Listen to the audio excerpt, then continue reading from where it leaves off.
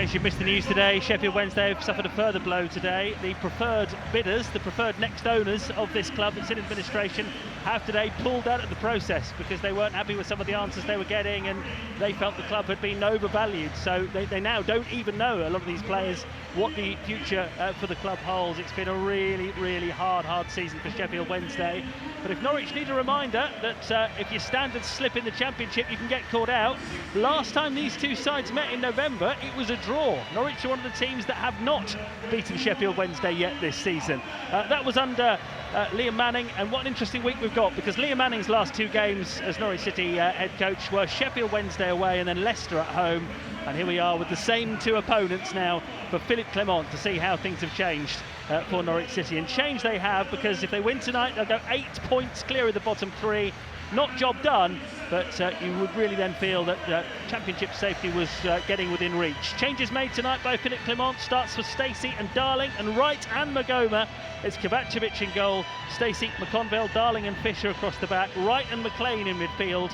Magoma, we think, on the right, Ahmed on the left, Gibbs playing behind Mohamed Toure in attack. On the bench for Norwich, Grimshaw, Medic, Cresceni, Springett, Marcondes, Slimani, Field, Mundle-Smith and Quiscar. And given the fact that Norwich City have got another game on Saturday lunchtime, Ewan, if you were Philippe Clement, you've got an injury-hit squad, you know the physical conditions of the players. Can you understand why some players are being perhaps rested tonight ahead of Saturday? Yeah, I can. It's part of the modern game. You've got to you build the squad at the start of the season to cope with these things. It is all about rotation. It is about trying different partnerships in certain areas in the pitch. He'll have full faith in the starting 11 that he's chosen for this game, and he'll be fully confident that they will go out, make a better start than they did on Saturday, and go on to win this game. And Norwich have got us underway in their yellow and green. They're going from right to left as we look at it against the Sheffield Wednesday team. We don't look like Sheffield Wednesday. No blue and white stripes for them. The purple shirts with white shorts and purple socks. Norwich defending the Barclay in the first half and already knocking it back to the edge of their own penalty area. And McConville, who plays it back to his goalkeeper, Kovacevic. And I'll give you the Sheffield Wednesday lineup in just a moment, but it is Norwich City who are looking to try and start this game fast and start it better than they did on Saturday. Lovely touch on the right-hand side from Gibbs. Then Stacey tries to free Toure. He's tackled. Out it goes for a throw-in to Norwich. Well forward on the right-hand side. And straight away, you could see, as soon as they got the ball forward there, they really tried to step up the pace and put Sheffield Wednesday under immediate pressure. And it's fallen for Jacob Wright on the edge of the box. He swings it across, cleared away. One of the more experienced players in this Sheffield Wednesday team, Palmer at the back there. Norwich play it forward long this time, cleared away again by McGee at the back there. Ingleson in the midfield sends Kenny McLean stumbling, and Sheffield Wednesday have got possession with Ndala on the far side, the left, but Norwich have won it back strongly with Liam Gibbs. Gibbs trying to burrow forward. He's got tackled, and Sheffield Wednesday have it back. 0-0, early stages. Here's young Jaden Heskey for Sheffield Wednesday. They're on the attack here. They played it out towards the left-hand side, and Adaramola forward from left back. Norwich have got players getting back. Adaramola has a crossing opportunity here from the byline against McConville, and it's overhit, and it will actually go behind, will it? Has it gone behind? Yes, it has. It'll be a goal kick to Norwich. So the Sheffield Wednesday team, Seni Dieng in goal, Liam Palmer, Dominic Iorfa, Cole McGee, and the man who put the cross in there, Teo Adaramola at the back. They've got Jaden Heskey, yes, he's Emil Heskey's son, in midfield alongside Jarvis Thornton, with Svante Ingleson in there as well. They've got McNeil and Ndala in the wide positions, and Jamal Lowe up front. Bit of a warning there for Norwich City as Sheffield Wednesday broke. Just got caught with too many bodies forward, and it was a quick counter-attacking move from Sheffield Wednesday. But to be fair, the yellow shirts got themselves back nice and quickly. You know what we said about sort of sharing the goals around and having a shot on goal. I thought Jacob Wright could have shot, you know. He's just on the 18-yard box, on the 18-yard line. Okay, the angle isn't too favourable for him, and he just tries an intricate ball into the penalty box instead of maybe just putting his foot through the ball and testing the goalkeeper at an early stage. 0-0. We've been playing for 2.5 minutes, and it does look to me, I was just trying to work this out, I think Magoma is actually in the number 10 position, and Liam Gibbs is starting on the right wing, which is where he started on Saturday, but was taken off at half-time for Magoma to come on. So that is Magoma in his preferred Have position. you been impressed with him in what you've seen so far, Chris Magoma? Yeah, he's very, very tricky, very fleet-footed. Adamarola coming forward on the left-hand side again for Sheffield Wednesday. Wright misses the challenge. Here come Wednesday. Cross coming in from the left-hand side by Ndala. Blocked by the goalkeeper Kovacevic. But Norwich are getting a few early reality checks here that you've got to be on it. Down that left-hand side, you know, Sheffield Wednesday do look lively, and it was a poor, lazy challenge from Wright. Didn't do it anywhere near enough. Yeah, well, without Maatsen, who's injured, without Topic, who's injured, and without Sam Field, who's on the bench today, McLean and Wright, you don't have that tough tackling, ball winning central midfielder in there, do you? So that will be interesting to see whether that has an impact on the game. But I think Philip Clement, and you can understand why, would back his players to go out and dominate the possession in this game. McLean's been fouled. Norwich have a free kick in the centre circle. 0-0. A bit of a strange atmosphere tonight, I think, because Norwich fans know the situation with Sheffield Wednesday. They're almost sort of just turning up and waiting for the team to score, aren't they? Which you can understand, as Toure feeds Gibbs on the right-hand side. Stacey's gone on the overlap. Gibbs, though, can't find him, but he is battling to try to make it very difficult for Sheffield Wednesday to get out, and Wednesday have won a throw-in. You can understand that the fans know what's going on here tonight, don't they? I think they're expecting a win. They're expecting a comfortable win with plenty of goals. Yeah. It doesn't always happen. It doesn't. Sheffield Wednesday. Have to be patient, Chris. You mentioned it earlier on. 11 straight defeats, 1 win in 37 games in all competitions this season. That was against Portsmouth back in September, and that was away from home. I was looking until they scored against Millwall a couple of weeks ago. They hadn't scored since Boxing Day.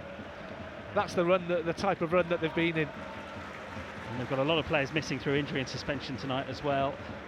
-7 points they're on because they've had a total of 18 deducted this season for various financial issues and problems with the previous owner. Fisher and Darling have just given the ball away though to Sheffield Wednesday. Here's McNeil, tackled in the Norwich penalty area by Wright, and it's cleared away. I don't think Philip Clement will be particularly impressed with the way his side have started here. It's not a good ball from Kellen Fisher back to Harry Darling. I'm not too sure what he's expecting Darling to do.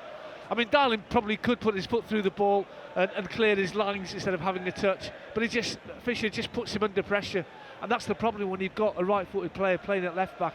He's always got his body shape isn't going to be quite right. He's not going to take that touch on his left foot and take it forward. 0-0 after 5 minutes, and a long throw in from Ingelsson, the Swedish midfielder for Sheffield Wednesday. Good distance on it. Oh, and Wright heads that into the side netting of his own goal there.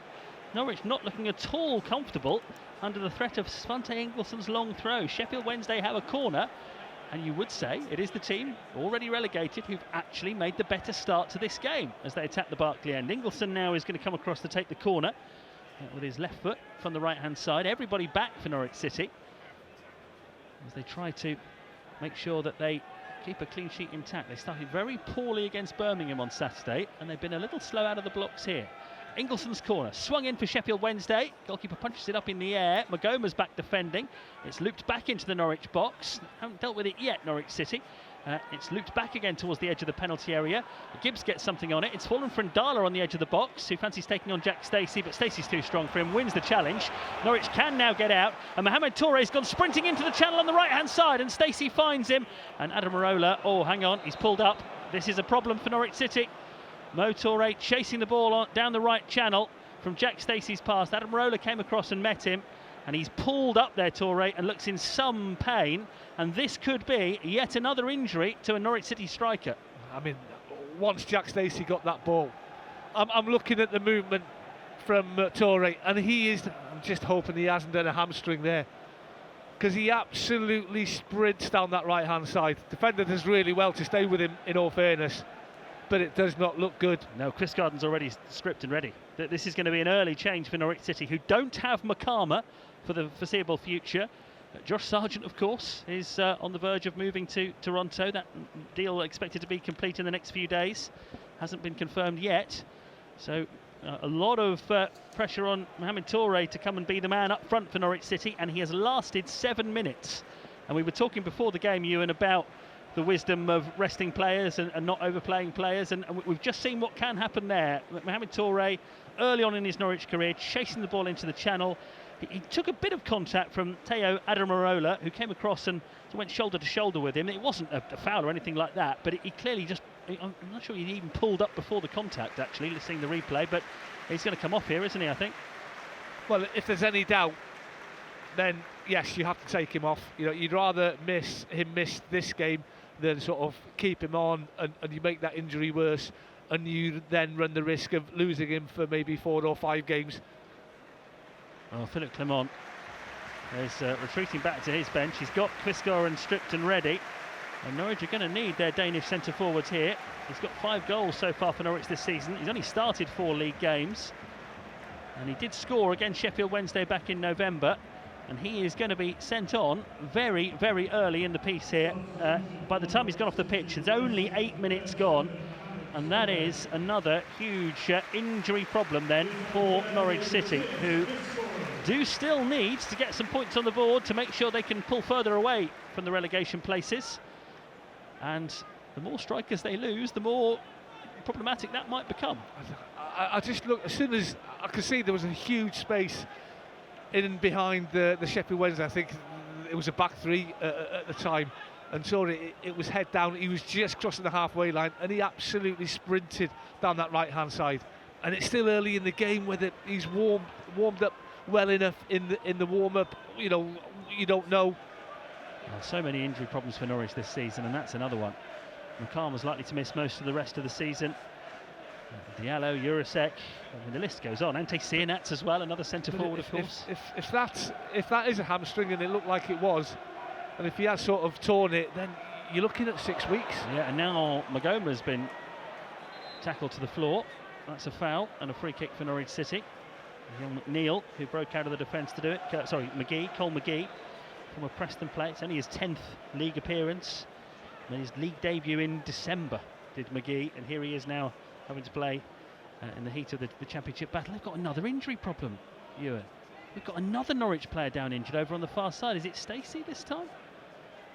Well, he's just gone down. That's more worrying, to be fair. If a player goes down and there's no player from the opposition anywhere near him. Well, this is an extraordinary start to the game for Norwich City. They've already lost Mohamed Touré to injury. We've only been playing for 10 minutes.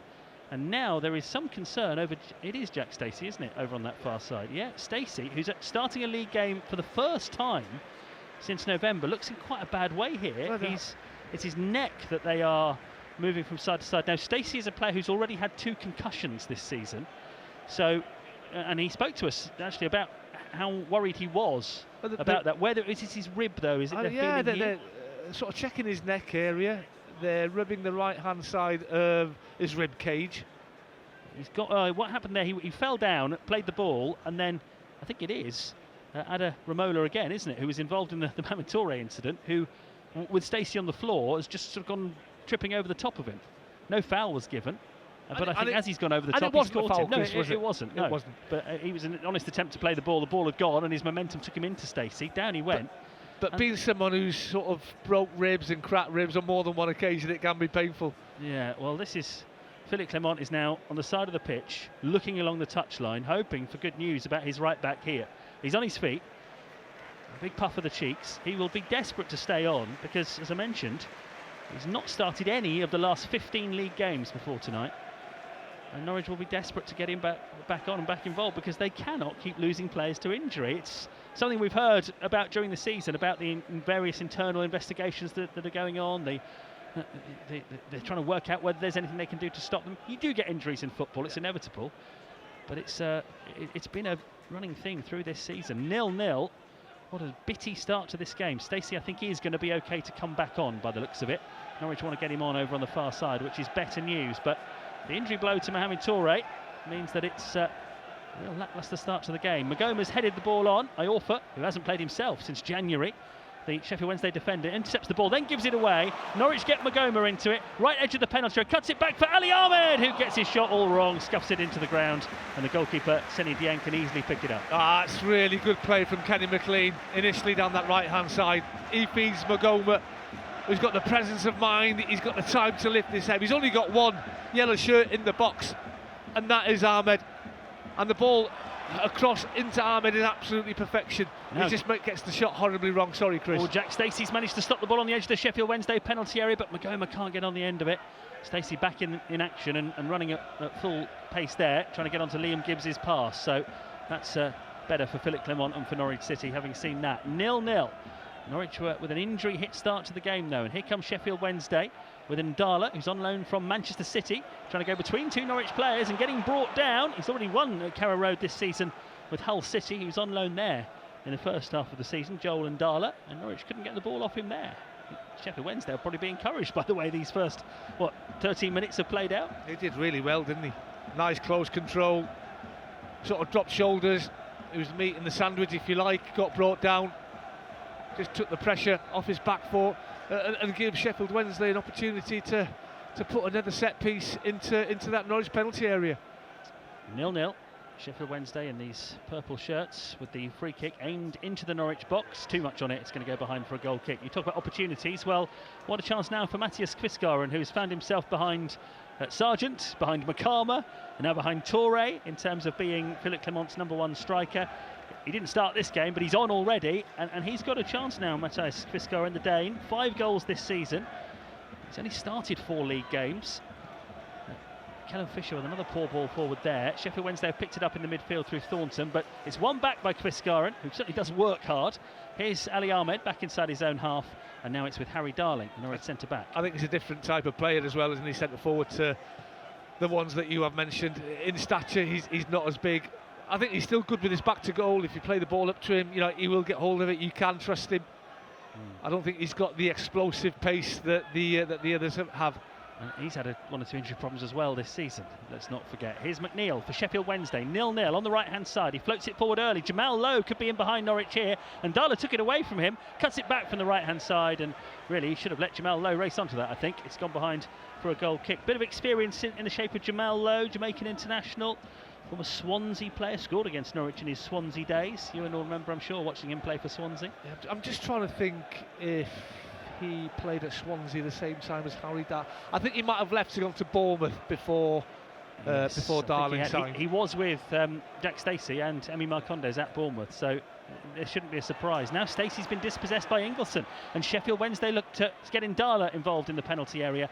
Darling's got it covered and should clear it from the right back position for Norwich City, and does. McGee returns it along the ground, but Norwich have got possession of the ball this time. Can they use it wisely? It's Jacob Wright in the starting lineup today, waiting, biding his time until Ali Ahmed's in a good position to receive it on the left wing. Here is the Canadian international, holding it up, halfway inside the Sheffield Wednesday half on the left wing. Back now to Wright, and here's Darling, and Norwich will build from the halfway line. 15 minutes gone. The biggest thing that's happened in this game so far is another Norwich City injury. Hamid Touré going off with what looked like possibly a hamstring problem. Here's Jacob Wright just over the halfway line. Poor pass given away, and Sheffield Wednesday now with Ingleson and Heskey in the midfield. Quickly played onto Ndala, who's got some space to go over the halfway line, but it's a really heavy touch, and that allows Harry Darling the chance to just step across, gain possession. And Norwich now with Kenny McLean in the centre circle. He waits. Can he slide it through here towards Kvistgården? He can. Great ball from McLean. Or the flag goes up. Kvistgården finishes brilliantly, but the flag from the assistant referee over on the far side was up. You could see he was trying desperately not to go too soon. He was, and do you know what? I don't think he needs to go as early as he does, because he's just pulled off Dominic Iorfa's shoulder, and he hasn't got the blistering pace that, I tell you what, is tight, but I just think his left foot is just offside. He finishes it absolutely superbly, gets power, gets his body over the ball. Keeper gets beat at his near post, but he's beaten by the raw power of the pace. But he's just gone half a second too early when he didn't really need to. But what a pass from Kenny McLean. Perfect pace on the ball. Yeah, assistant referee Emily Carnier, I think, got that right over on the far side. But Kvistgården, he is a good finisher. We've seen it when he's had opportunities for Norwich. He's often taken them, but he's had to bide his time. And now there he is, leading the line against already relegated Sheffield Wednesday. It's 0-0 at Carrow Road. That's the best Norwich have looked as an attacking force. Here's Kellen Fisher playing at left back tonight for Norwich City. Looks for Ali Ahmed, wide left, halfway inside the Sheffield Wednesday half. He's got McNeil in front of him. Instead plays it forward to Magoma. Magoma plays a lovely pass there into the path of Fisher, who tries to cross from the left-hand side, and it's blocked. He loves a trick, Paris Magoma. That's a great dinked ball, isn't it, with the outside of his right foot. And he manages just to put enough backspin on the ball so it stays in for Kellen Fisher to reach that ball. Magoma finds Ali Ahmed, who can't get forward. He's tackled by McNeil. It's a throw-in. He tried a few tricks in the cup tie against West Brom recently, and he scored in that game with a header from a corner. Philippe Clement was asked afterwards, we asked him about how many tricks and whether he enjoyed it as a manager, and he did say it's not a circus. Ali Ahmed's charged down a clearance. Norwich have got it back. Chris Goran gives it to Ahmed, left edge of the penalty area. Oh, gets the cross in towards Liam Gibbs, who takes a bit of a shove in the back there and goes down in the box. But I don't think he was ever going to get on the end of the cross anyway, and it's behind for a goal kick. There's a coming together between Gibbs and the left back. Nothing in it, in my opinion, though. I think had he sort of given himself a couple of seconds, he probably would have scored on that back post, but he's come in sort of slightly too early from that right-hand side. Yes, great, very eager, wasn't he? And you know what? A really good ball. Yeah. Really good ball with his right foot from Ahmed. Norwich starting to make things happen. We've seen Chris Goran put the ball in the net, having been offside, and now that ball flashing across the Sheffield Wednesday goal. But you've still got to earn the right. Sheffield Wednesday may already be relegated, but Norwich have got to earn the right to play. They've only scored 20 goals in 33 games this season, Sheffield Wednesday, and they've led in 66.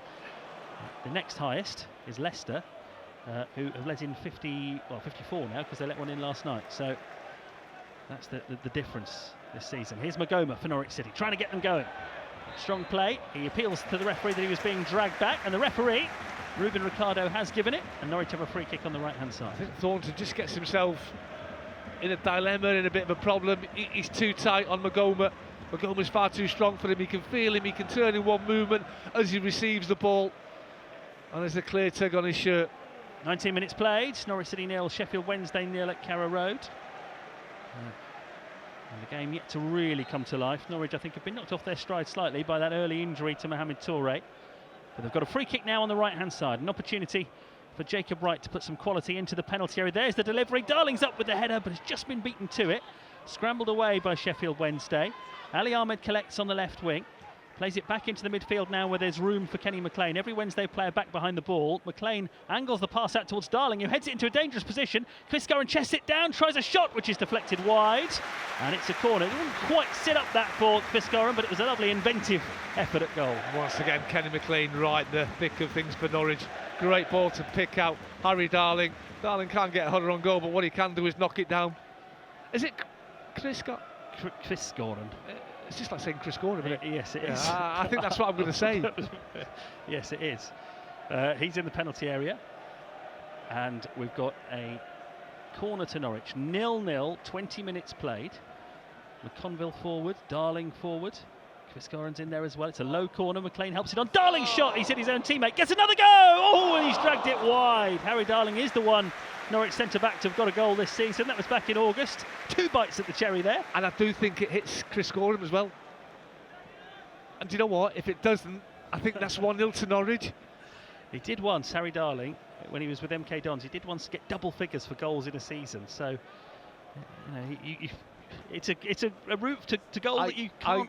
So his first goal for Swansea at the New York Stadium from about, and I'm not lying at all here, it must have been from about 35-40 yards. Wow. An absolute thunderbolt of a strike. Maybe it'll take something like that tonight. 0-0. Norwich, though, just now beginning to create some chances, beginning to knock on the door of the beleaguered Sheffield Wednesday side, who were relegated officially on Sunday when they lost to their local rival Sheffield United. But they're giving this game a go, and here's their striker Jamal Lowe on the left-hand side. He's found Ingleson, left edge of the penalty area. His cross has to be blocked by Jack Stacey. And Sheffield Wednesday back ahead on the corner count now, 2-1. They've when they have got the ball up to Ndala and McNeil and Lowe, the front three, they have caused Norwich a few issues. They've got pace up front, haven't they? In those forward areas, they've got decent movement. Corner to Sheffield Wednesday, over by the snake pit. Charlie McNeil has gone across to take it, former Manchester United youngster. Only one appearance for United. And he's going to get ready to try and test Norwich's mettle here. Everyone back for the Canaries. McNeil up to the ball, drives the corner in low, helped on by Ingleson, stopped though by Fisher and cleared away from the near post. But of course, because Norwich had brought everybody back, it's difficult for them to find anybody when they do clear it away. And here Sheffield Wednesday will build from deep. Ali Ahmed has some defending to do to track the run of Adaramola, and he does well. But Adaramola, who's on loan from Crystal Palace, gets possession back and just shifts it back towards the halfway line. And here's Liam Palmer, who's closing in on 500 Sheffield Wednesday appearances. Long diagonal ball from him. Jamal Lowe now tussling with Fisher over by the corner flag. Sheffield Wednesday on the attack. Lowe has managed to get a good pass away here to Ingleson. Left-hand side, drives the cross in, headed out by McConville. And here's Palmer. laying it off there towards Thornton. Ingleson keeps the move going, but in doing so hasn't managed to hold on to the ball, and Kenny McLean then tries to bring it away for Norwich City. Goes down under the challenge of Jarvis Thornton. It's no free kick. Sheffield Wednesday pick it up. They come again. Adaramola now on the left-hand side, up towards the corner of the Norwich box. He's got Ndala for support. Ndala and Adaramola linking up well on that left-hand side, but this time the move breaks down. Ali Ahmed gets a foot to it, clears it up to Quisgaran, who scraps and holds it up nicely for Norwich City and gets them back in possession. Magoma has it for Norwich, deep inside his own half. Simple pass to Harry Darling. Now Gibbs in the midfield. Gibbs turns away from Liam Palmer and knocks a great ball down the left wing for Jack Stacey, who sets off level with the Sheffield Wednesday penalty area. Stacey's cross is blocked by Iorfa. This often happens with Norwich, Ewan, when they're defending a set piece, that the fullback swap sides, and Jack Stacey finished up on the wrong side of the pitch there, didn't he? Because I think it was Kellen Fisher who cut that left-sided corner out on the near post. And yes, you're right, they are changing back now. Kellen Fisher's coming over to List's left-hand side. Stacey will go back to his right-back position. Great ball from Liam Gibbs to open things up down this left-hand side, wasn't it? Yeah, fantastic. But you'd prefer Stacey to be away on the right. Already halfway through the first half, it's 0-0. Here's Magoma on the left-hand side. He's got two Sheffield Wednesday defenders with him. Oh, and then a back heel nearly picks out Ali Ahmed, but it's been cut out and cleared away. Did the first bit really well there, Magoma. Then perhaps just slightly overcomplicated it. It was just good anticipation from Liam Palmer. Yeah. Loads of experience, sort of saw what was coming. Forward from McLean, too close to the goalkeeper. Jeng's going to get it. Yeah, Liam Palmer, Sheffield born. He's been with Sheffield Wednesday all his career. 497th appearance tonight. He must be feeling what this club is going through more than anybody. He's been player of the season twice. Did get in the Scotland team or the Scotland squad for a while. He's got 8 caps, but he's Sheffield Wednesday through and through. Ball played forward now by Wednesday, and Ndala has got in behind Jack Stacey there briefly, but Stacey recovers well and will play it back to his goalkeeper Kovacevic, who clears upfield. Still 0-0. Iorfa plays it forward for Sheffield Wednesday, and it's offside against Jamal Lowe as he hits a snapshot which is straight at Kovacevic. I tell you what, he did well then, Jack Stacey. I thought Ndala, he was favourite. He sort of got himself in front of Stacey, but as you said, it was a really good lung-busting recovery run from Stacey to get him back, or get him the right side. You see Philippe Clement wearing a grey coat tonight over on the far side, urging his team to get the ball forward more quickly. Here's Jacob Wright onto Magoma, 25 yards out, Paris Magoma. Oh, Kellen Fisher's arriving in the penalty area. It was a great pass, but he couldn't take it in his stride, and it's been cleared away, and the wait for Kellen Fisher's first Norwich goal goes on. McLean finds Magoma, who tries another trick, but it gets intercepted. And Adaramola will bring it away on the left-hand side for Sheffield Wednesday. He's already up to the halfway line. McLean gets a block tackle in, but it's broken for Jamal Lowe. And Lowe is easily dispossessed there by McConville. Norwich have got it back. That's a good chance for Kellen Fisher. And he just goes with the wrong foot, in my opinion. He tries to take his first touch with the outside of his right foot instead of sort of controlling it on the inside of his left and then shooting first time with his right foot. Great pass again to be found by Magoma. Yeah. Just went with the wrong foot. Game number 89 for Norwich tonight for Kellen Fisher. We're still waiting for that first goal. He'll love it when it does come. Here he is on the left-hand side. Forward to Ali Ahmed. Still 0-0. Ahmed dives inside and finds Magoma, who's becoming a really useful outlet for Norwich. Reverse pass through. Fisher's in again from the angle, and this time it hits his standing foot and goes behind as he swings his left foot at the ball. And he's had 2 clear openings now in the space of a couple of minutes, Kellen Fisher, and he's made a mess of both of them. To be fair, he's made a great run, and he's been so well found by Magoma. Great reverse pass, sort of gives the eyes to the Sheffield Wednesday players, plays it into that dangerous channel. He's timed his run to perfection. You think he's through on goal, and I think he just takes it, or the ball comes off his right heel, which goes onto his left foot, which is enough then for him not to get his shot on target. It's one of those moments that makes me feel better, because we have all done that. It was a horrible and now McLean plays it forward. Brilliant control from Quisgaran. He's in. Can he get the shot in from the angle? Oh, the keeper saved it. Terrific ball from McLean. Quisgaran up against the defender, plucked it out of the air beautifully, but just couldn't quite get the ball out of his feet. But you now, for the first time really in this game, feel that a Norwich goal might really be coming. It's a great 40-50 yard ball from Kenny McLean, and it's another really good run beyond the back four from Quisgaran. As you say, his first touch to initially bring the ball down is absolutely superb to see.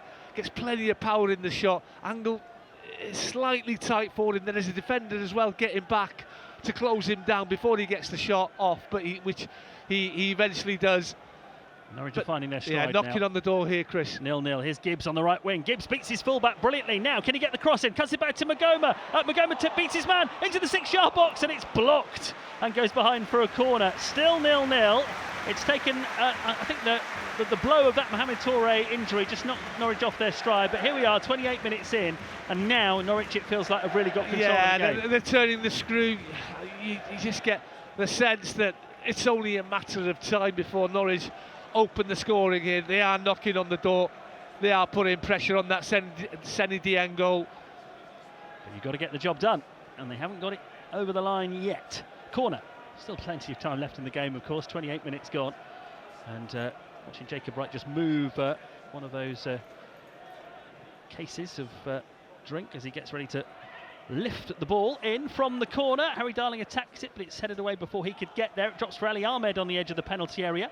Left wing for Norwich City. Still plenty of yellow shirts forward. Reverses the pass there towards Magoma. Ingleson is going to try and see it out for a goal kick, and he's watching it, and it has got enough on it, and a goal kick it is. Norwich just can't quite find that. Well, the final ball hasn't been too bad. It's just the finishing touch, isn't it? Just the finish, isn't it? Looking at Ahmed, I think he's a bit tentative at the minute. You know, he's getting himself in good areas, 1v1. I just like to see him sort of go and commit the right back, Liam Palmer. Go and take him on, because he's not going to live with the pace that Ahmed's got. So I'm glad you said that, because the first couple of weeks he was with Norwich, he was impressively direct, Ali Ahmed. But I thought on Saturday there were a few times when he got into great positions and then was very reluctant to cross the ball or play it in. Every time he's got the ball tonight, Chris, he's either sort of gone square or gone backwards, and he's had the opportunity to sort of get the ball to his feet and go and commit the right back. I remember the first 15-20 minutes at the racecourse. Yeah. He was absolutely unbelievable. Created the first goal. His pace caused no ends of problems down that left-hand side for Norwich. Yeah, it's just been a little bit tentative when he's got the ball. Well, Sheffield Wednesday have nearly got through the first half an hour here at Carrow Road without conceding a goal, which, given their predicament, they will take as an achievement. At the start of the game, they probably looked the better side, but last 10-15 minutes it has been mainly Norwich attacking. But Sheffield Wednesday now get it to Ndala on the halfway line, on loan from Manchester City. So taking on Gibbs, and Gibbs did enough there, and Ndala just rushed the ball forward, and it goes behind for a goal kick. I do think that the first 10 minutes obviously wasn't helped with the injury to Touré. There was a bit of sloppy passing, giving the ball away a little bit too easily. Just get the feeling that Norwich are going through the gears and are starting to get to grips with this game now. Haven't scored yet, 0-0. Here's Kenny McLean pulling the strings for Norwich City. He slides it across to Kellen Fisher, who's got in a couple of great positions in this game but hasn't taken advantage of them. Ali Ahmed on the left-hand side for Norwich City. Back towards Darling on halfway. Everyone in a Sheffield Wednesday shirt back behind the ball now, which means Norwich have got comfortable possession on halfway. McConville to McLean, a back heel to Magoma. Now Jacob Wright with a lovely clip ball over the top to Jack Stacey in the penalty area to the right of goal. Gets it across. Ali Ahmed's coming in. What a save! Chris Goran's header off the bar, and now it is scrambled in eventually.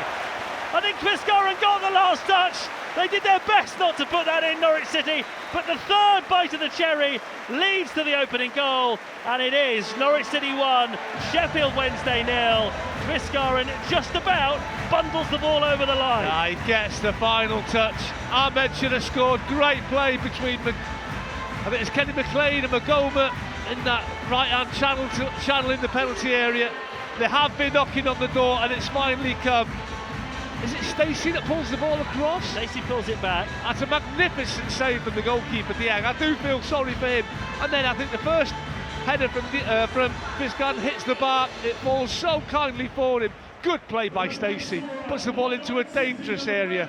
Good strike, good contact by Ahmed. Really good save on the goalkeeper.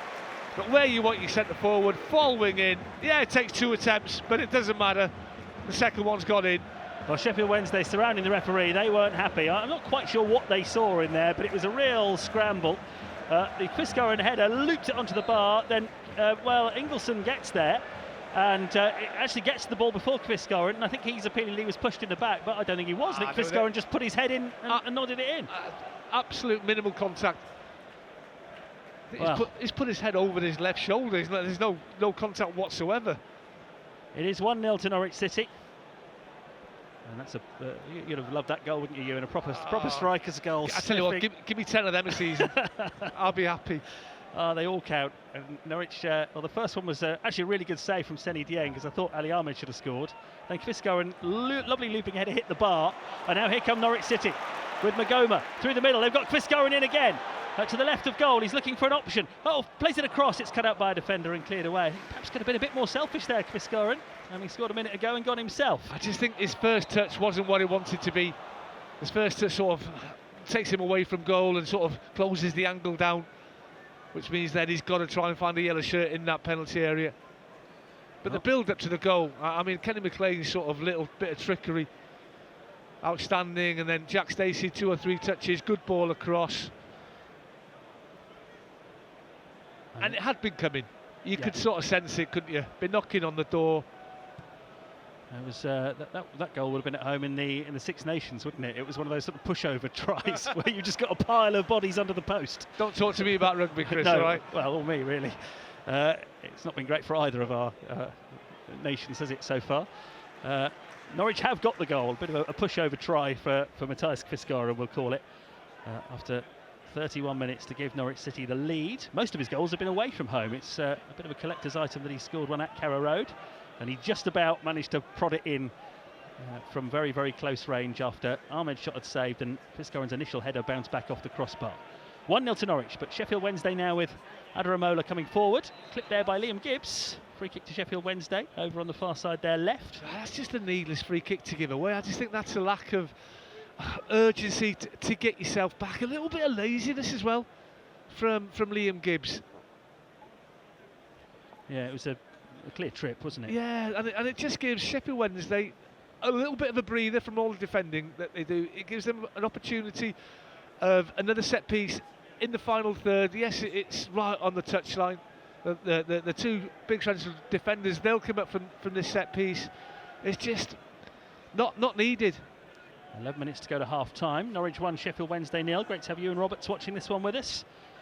With Norwich forcing their way in front against already relegated Sheffield Wednesday. Free kick to Wednesday over on the far side, their left. And a test for the Norwich defence here, having worked so hard to get themselves in front. They've now got to protect it. Taking a long time over this free kick, Wednesday. And it's a long, deep delivery, all for coming around the back. Gets his head to it, but it goes up in the air, and it's easily taken by the goalkeeper, Kovacevic, who throws it out and has managed to throw it up to the halfway line, where Ali Ahmed latches onto it on the left wing. This is where Norwich fans want Ahmed to go. He cuts inside, lays the ball off now to Jacob Wright, 35 yards from goal. Jack Stacey's arriving on the right-hand side. He's got Gibbs outside him. Stacey puts his foot on the ball, then finds Liam Gibbs. Gibbs darts back towards the halfway line to pick out Rory McConville. Now McLean, surrounded by Sheffield Wednesday players, plays it quickly there, and now here's Jacob Wright with an opportunity to release Stacey on the right-hand side. He's put it a little bit too far in front of him, but Stacey does get there, digs out the cross. Ahmed touches it back towards the edge of the penalty area, but there's no Norwich player there. Harry Darling gets the move going again for Norwich City, finds Kellen Fisher advancing on the left-hand side. Here's the skipper, Kenny McLean, now right, 20 yards from goal. Magoma in front of him. They've gone wide left this time to Ali Ahmed. Ahmed back to Magoma, a packed Sheffield Wednesday defence to try and pick a way through. McLean finds Harry Darling on halfway.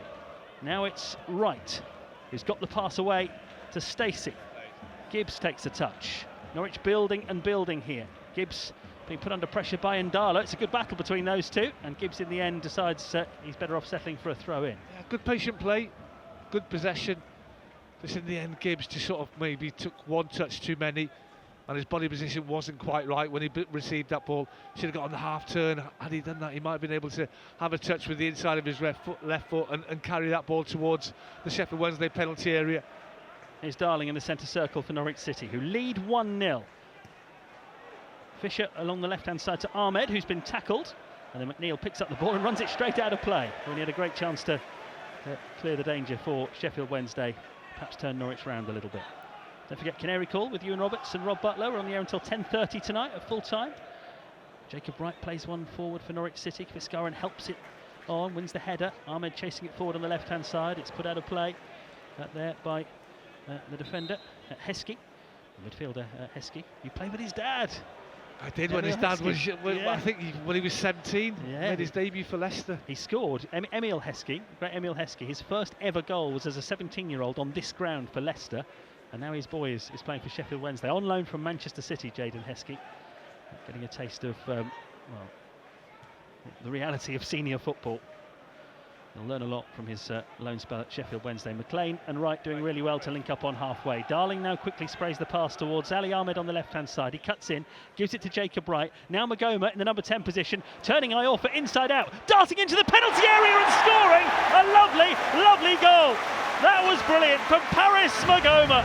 He turned Dominic Iorfa inside out, sprinted into the penalty area, finished brilliantly, and it is now Norwich City 2, Sheffield Wednesday 0. Magnificent technical ability, great awareness, full of confidence. He can look after the ball, he can deal with the ball into him, the pace. I think it was Jacob Wright who zips the ball into him, but he's confident, he knows what he wants to do. He has one touch, he has another touch, he's lost two Sheffield Wednesday players, and then it's a really good clinical left-footed finish to the left of Seny Dieng. Absolutely no chance for Dieng, but superb play, great footwork from Paris Magoma. Well, you've got to remember, this is the first time Paris Magoma has started a league game since April 2024. He's been used to some big part appearances for Brentford and scored in the FA Cup when he started for Norwich City.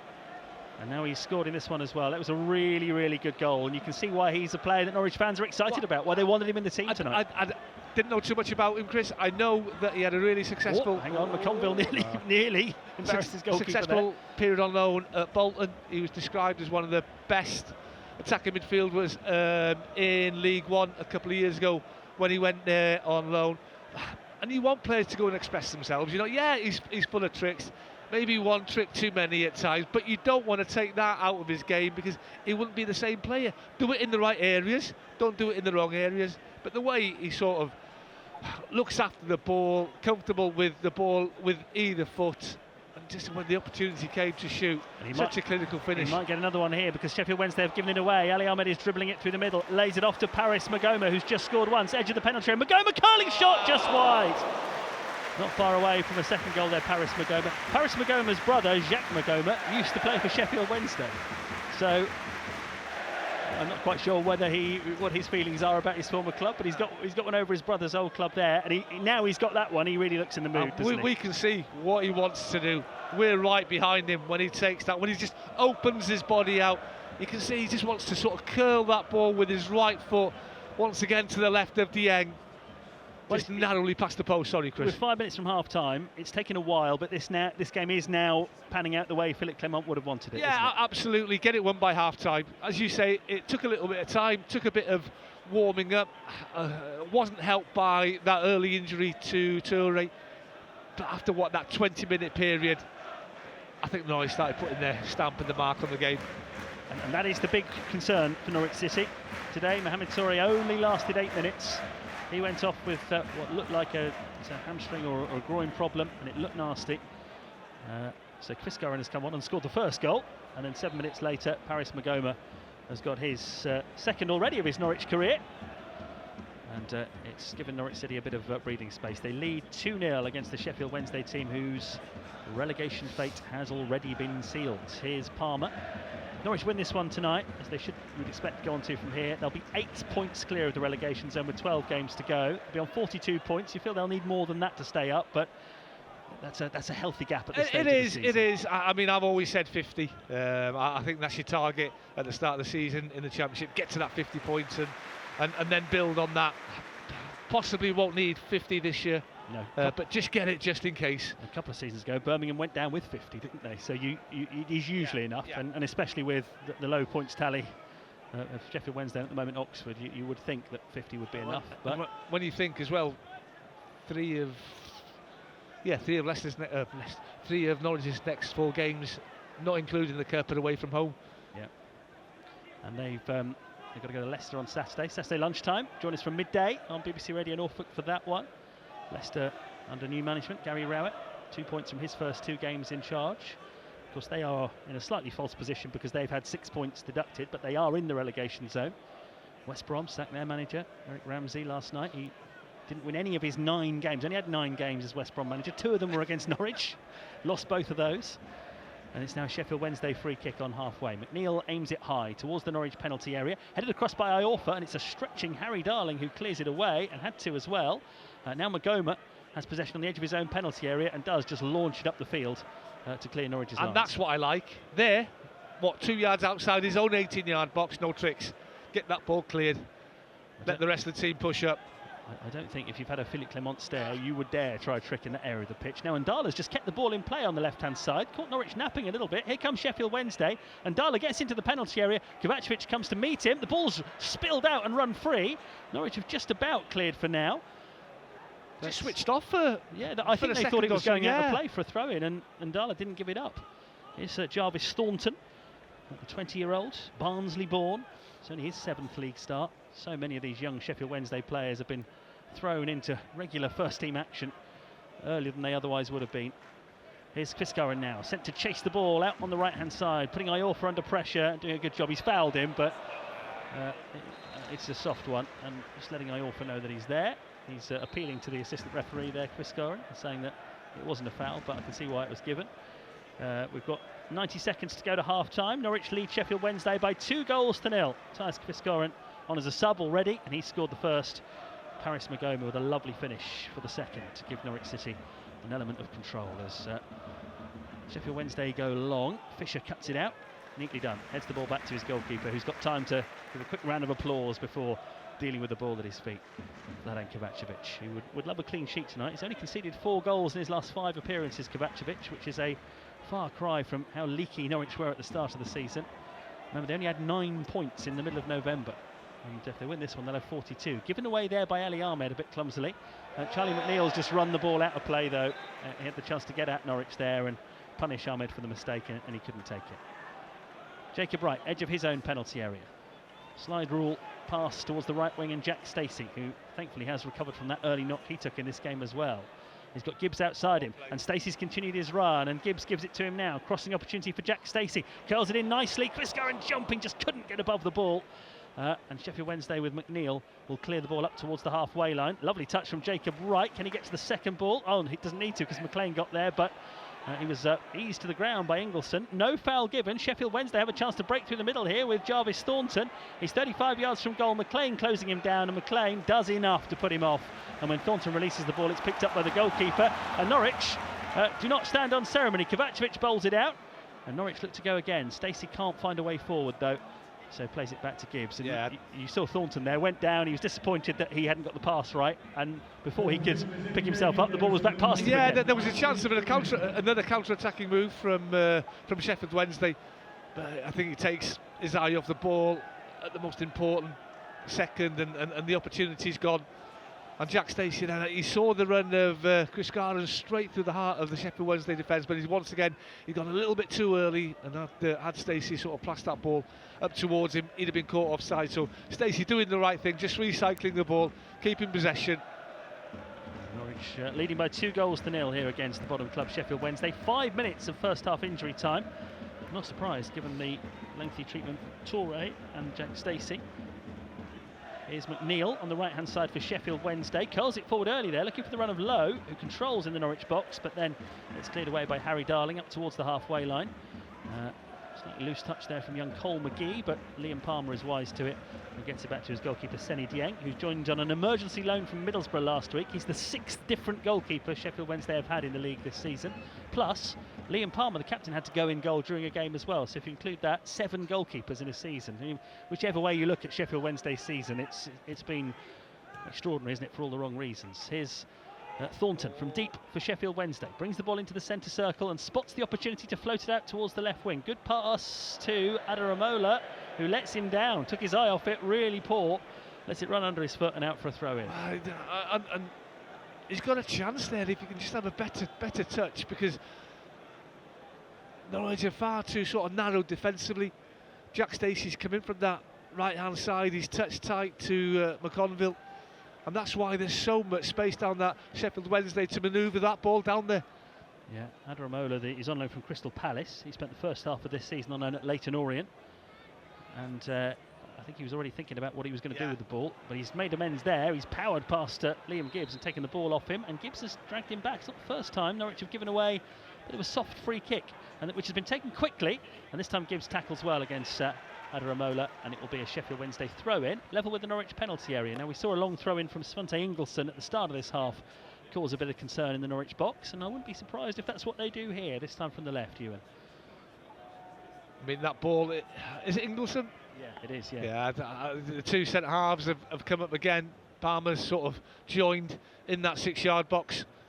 There's only one place this ball will be planted. Yeah, Swedish player, Svante Ingelsson, gets ready with this long throw, which again he loops in from the left-hand side. Goalkeeper comes, drops it, but gathers it at the second attempt. And if he throws it out here, Kovacevic, it's a brilliant throw, and Kviskoren's raced onto it. And he's only 25 yards from the Sheffield Wednesday goal. Into the penalty area, gets tackled though by Adaramola, who did well to match his run all the way back there. Really good thinking from Kovacevic. Really good thinking from Kovacevic.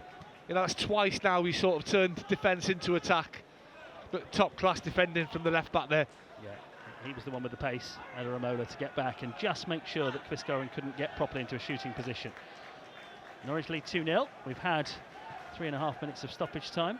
It's going to be a minimum of 5, so Norwich might have an opportunity to get another opportunity before half-time, should they choose to.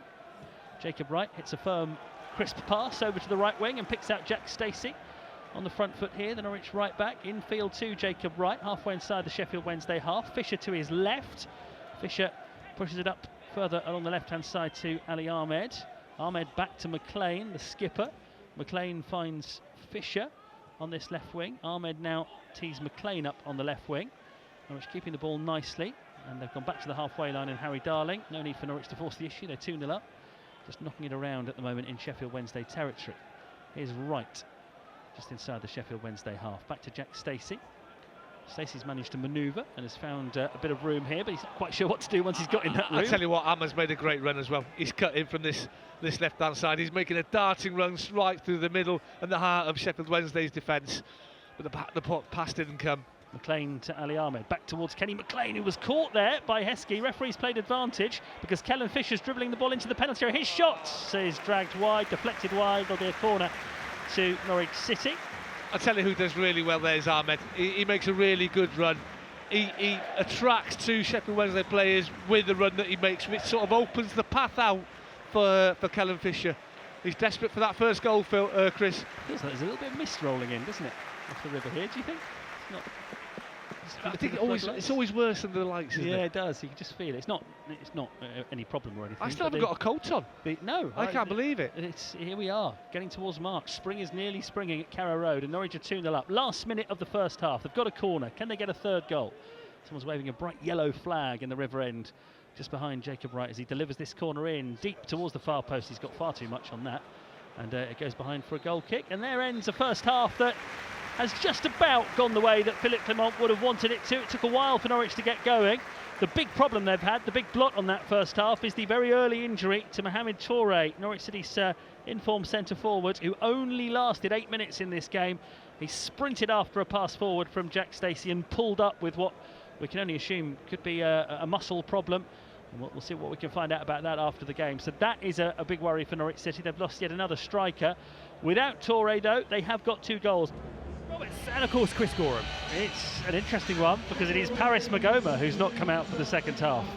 The player who really caught the eye, got a goal in that first half. He's got 45 minutes under his belt, played well. There was no obvious sign of an injury. You would imagine that is one that Norwich City are just being careful with minutes and making sure that nothing happens to him. Slimani's going to play the second half. Sensible thing to do.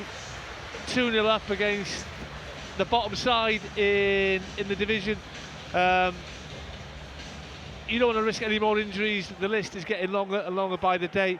So maybe it was pre-planned before the game in the preparation that if Norwich had a healthy lead that changes would be made, and it looks like they have with Slimani coming on.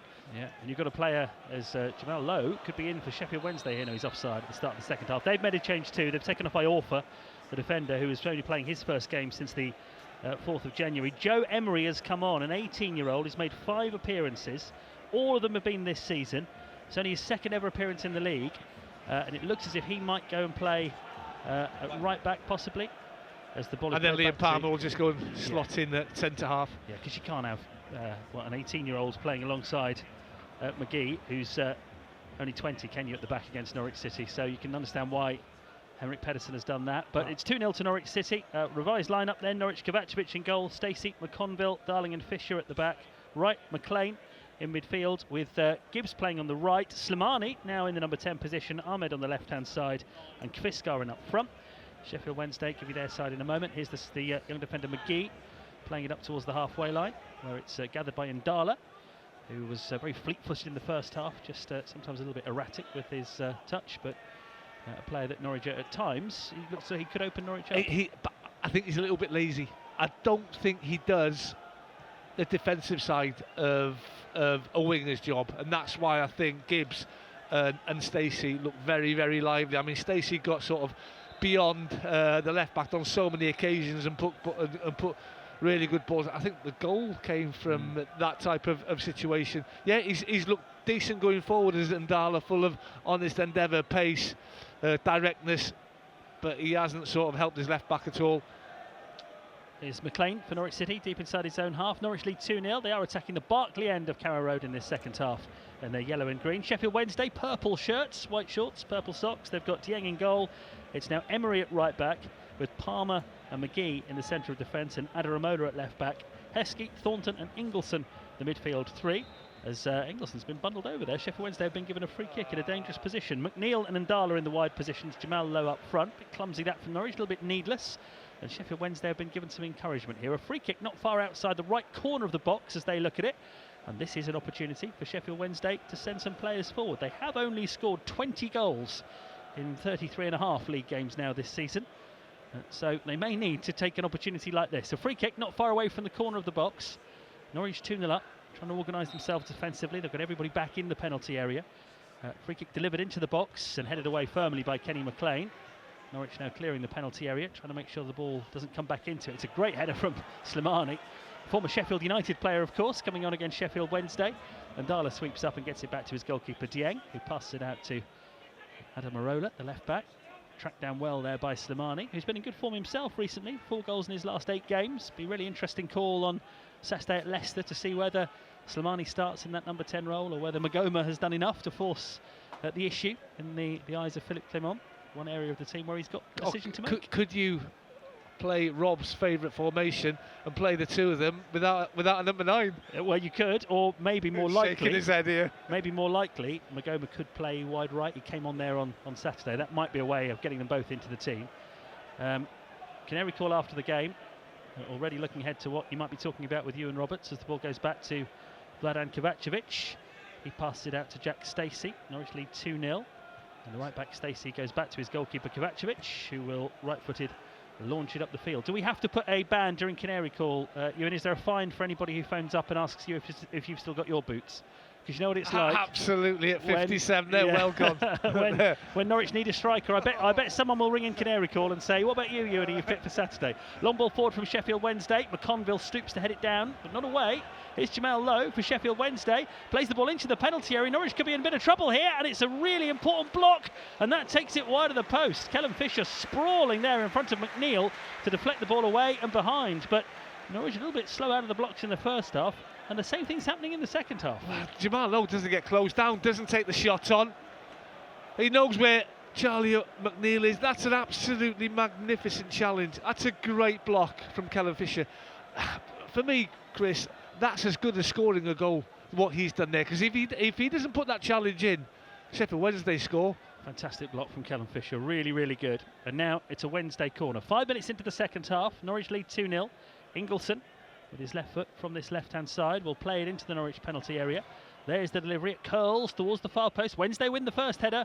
McConville chops it away, though, from inside the 6-yard box. Ahmed sucks off after it. It's fallen for Kviskaren, who plays it up the field towards Ahmed. It's blocked, but it comes back to Matthias Kviskaren. He's got another chance to release Ali Ahmed. Norwich on the break now. Ahmed deep inside the Sheffield Wednesday half. Goes down, and the free kick goes against Ali Ahmed.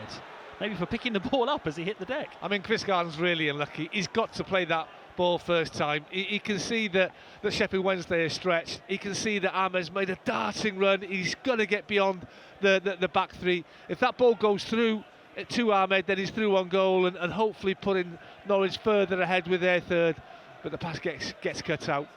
2 up at the moment, Norwich City. Here's McGee, the Sheffield Wednesday defender, back to Seni Dieng, on loan from Middlesbrough. Senegal international goalkeeper goes long with that one. It's headed on by McNeil, who had that chance to score a moment ago, but was denied by a sprawling and diving Callum Fisher. And Norwich have a throw in. So just the 1 win in 37 games in all competitions this season for Sheffield Wednesday. They did win a couple of penalty shootouts in the League Cup at the start of the season, but that is all they've had to cheer about, really. 1 league win against Portsmouth, that was back in September. And they've lost 11 straight games ahead of this one. Here's Jack Stacey collecting the ball from Slimani, carrying it up towards the halfway line and then finding Liam Gibbs wide on the right hand side. Gibbs with a ball back to Rory McConville, and now Harry Darling has been restored to the Norwich starting line-up tonight. Jose Cordoba left out tonight through a precaution. Good ball from Fisher now to Ali Ahmed. A little bit more direct this time from Ali Ahmed. He's found Slimani. They're linking up really well so far in their Norwich careers, but that one cleared away by Sheffield Wednesday. Certainly when Ali Ahmed first came to the club, he and Slimani did look a really good partnership, and there was a little sign of it there, wasn't there? You saw them at Wrexham.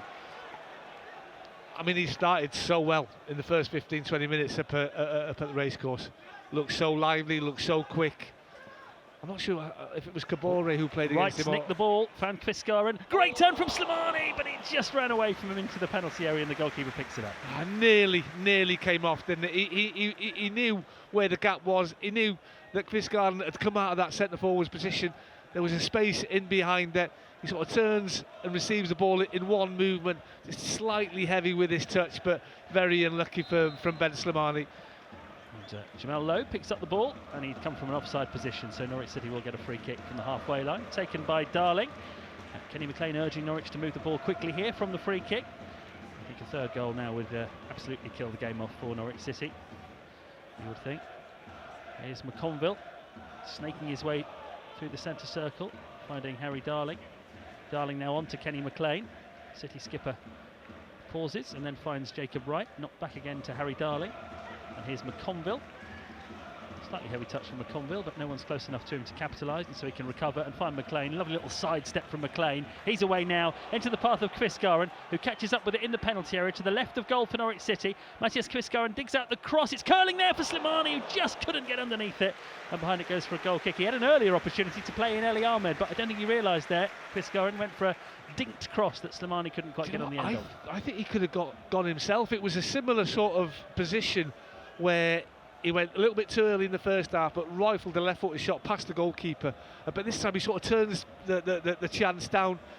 I think Slimani just gets drawn to the ball. If he'd given himself 2 or 3 yards, if he'd started a little bit further out, sort of beyond the far post, to come onto that cross, I think he scores. Yes, if Norwich can get a third and a fourth, brilliant. I think the big thing for me, Chris, is keep that clean sheet. Have pride in keeping that clean sheet as a team. Good defending from Jacob Wright there to win it for Norwich City. Forward to Slimani on halfway. Lovely pass from Slimani to release Kvistgaren now. Kvistgaren's trying to bring it properly under control up towards the edge of the penalty area against young Emery, who's just on as a sub.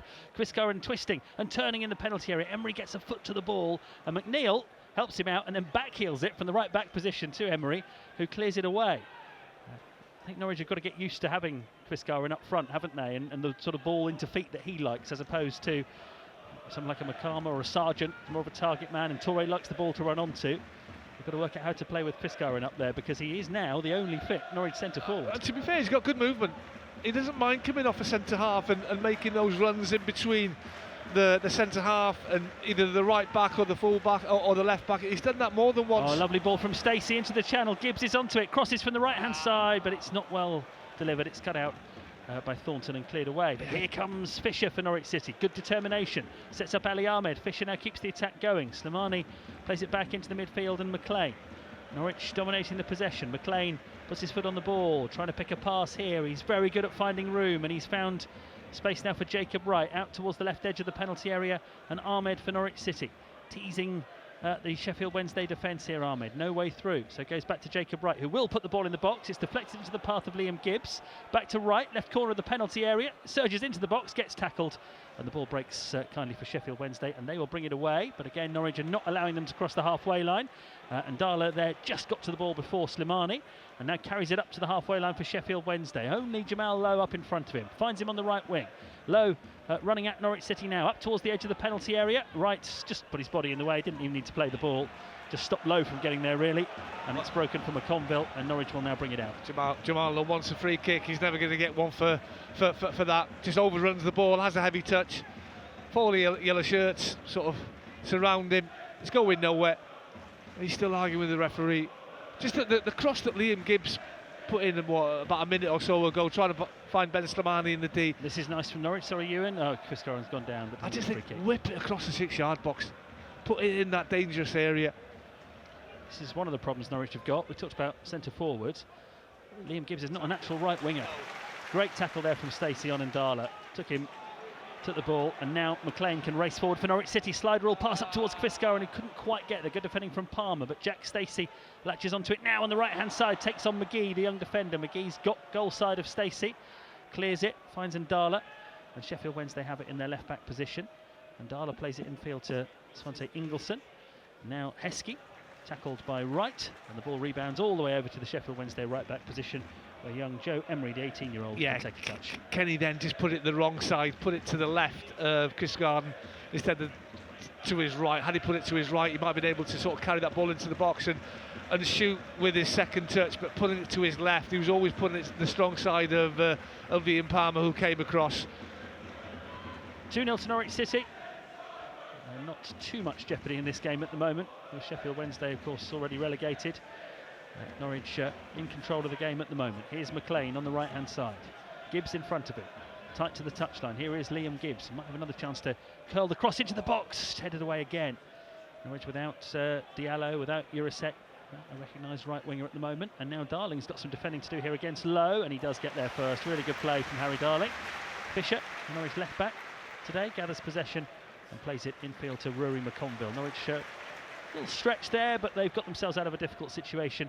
And here's Slimani with a lovely dummy, allowing Fisher to take over and surge forward. Kellen Fisher up to the edge of the Sheffield Wednesday penalty area. He shoots, and it's blocked. And he still can't get that first Norwich goal. And that would have been some way to get it. I tell you what a powerful run. Carries that ball a long way, doesn't get closed down. He gets to the D. Why not? The crowd are sort of asking him to shoot, which is exactly what he does. Good block by Liam Palmer. Yeah, it'll be a great moment when that goal does come for Kellen Fish. You just hope it counts for something. It's not a consolation. Here's Slimani, plays it into the penalty area, hacked away by Palmer. Norwich are going to bring Jakov Medic on in a moment, which is interesting. Hasn't played much under Philippe Clement. In fact, he's only made 3 appearances since Philippe Clement came to the club. Here's McLean in the centre circle for Norwich City, trying to build something for them. Oh, great pass towards the right corner of the box, picked up by Quisco, and he will drive the cross in low. It's blocked and goes out for a throw-in. Sheffield Wednesday have got 2 subs ready to come on as well. So we're going to hit one of those periods of the game where Ndala is going to come off. One at Carrow Road as a Hull City player on loan earlier on in the season. He's not going to get the double this season. Just looking to see who's going to replace him. It is the number 12, Jerry Yates, who scored at Carrow Road last season for Derby when he was playing for Derby. He's actually on loan from Luton at the moment. Here's Jerry Yates. They are also taking off McNeil. He's coming off as well, the player who's been playing. So it's the 2 wingers that are being replaced. And just looking to confirm who is coming on for Sheffield Wednesday. Norwich getting ready to make a change of their own. It's definitely McNeil who's gone off. And, just can't see the number on his shorts or his shirt. I think it might be, let's have a look, that might be Fuzier, I think, who's come on. Yeah, it is, Fuzier at the number 4. So Fuzier is on. Here come Norwich, though, looking to try and get a 3rd goal. They've got a couple of subs ready, have Norwich City. Here's Jacob Wright, 25 yards from goal. He hits one, goalkeeper parries it. What about the rebound from Slimani? Gets there ahead of the goalkeeper, but is wide to the left. So has to tee up Ali Ahmed. Crossing opportunity here for Norwich City. Can they find a 3rd goal? Ahmed in the penalty area, wriggling, trying to find room. Jacob Wright hits a firm pass towards the left. It's well controlled by Fisher. Slimani tries to turn on the edge of the box. Fuzier, who's just come on, cuts it out. And Sheffield Wednesday should clear, but Norwich are making it difficult for them. And the youngster Emery eventually hammers it up towards the halfway line. Header 1 initially by Norwich City. And then McLean goes in for a challenge. It's going to break towards the right for Sheffield Wednesday, but go out of play for a throw-in. So now the Norwich substitutions can be made, and whether this is a case. Oh no, they can't, because they've taken the throw in already. Certainly Medic is coming on, and it might be Sam Field as well, I think. Confirm that one for you in a moment. McLean's reverse pass to Gibbs. Norwich lead 2-0. They're in control against Sheffield Wednesday. They're going to be 8 points clear of the bottom 3, Norwich City, if things stay as they are. And when you consider they had 9 points in November, it's a great position to be in. Jacob Wright sets Jack Stacey away. Right edge of the penalty area, Stacey can't take it past the fullback, and Sheffield Wednesday should deal with this one. And it's played up towards the halfway line, but Norwich have reacted quickly there. It wasn't a great clearance from Jerry Yates. Here's McConville finding Fisher. Fisher darts out towards the left-hand side. He's got Ali Ahmed outside him. Ahmed takes on the newly arrived Fuzier. He's playing on the right-hand side. Now Slimani, Jacob Wright. Great firm pass towards the edge of the penalty area. Cut out. Wright, though, reacts. Has a bit of help from Liam Gibbs. Norwich trying to dig out this attack, but Sheffield Wednesday have emerged with the ball. And it's the Swedish player Ingelsson who gives it to Adaramola, the left-back. Can't get up towards the halfway line. Kenny McLean's cut off his route forward. And so it's now in the midfield with Jarvis Thornton. I mean, at the minute they can't get anywhere near Norwich's penalty area, can they? It is one-way traffic.